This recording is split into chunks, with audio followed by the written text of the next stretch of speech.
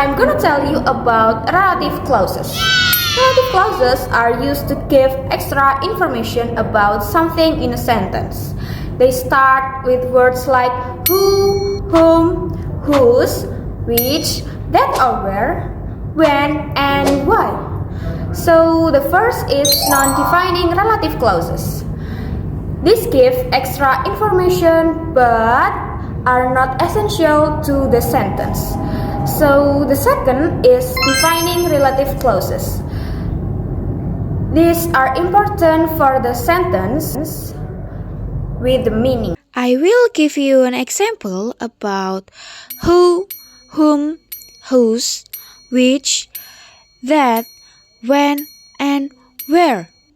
So, the first is who. The man who lives next door is a doctor. Whom?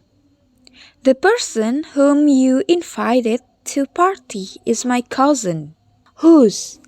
She found the bag whose strap was broken. And the fourth is which. I read a book which was very interesting. And then that. The woman that called you yesterday is my aunt. When? I remember the day when we first met. The last is where. This is the house where I grew up. A reduced relative clause simplifies a sentence by removing relative pronouns who, which, that, and the verb to be, while keeping the original meaning. This technique improves sentence flow and clarity, but should be used carefully to avoid ambiguity. For the types of sentence that cannot be reduced, the first is sentence with essential information. For example, the teacher who was explaining the lesson was very knowledgeable. We can remove rulers, change the meaning.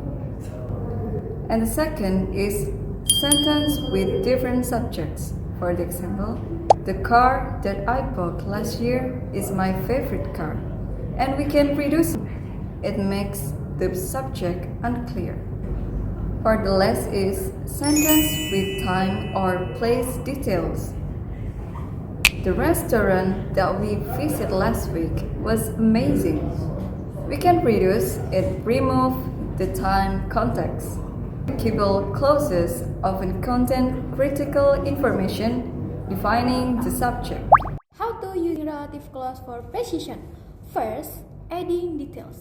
Relative clause can provide specific details about a noun, making your writing more informative and engaging.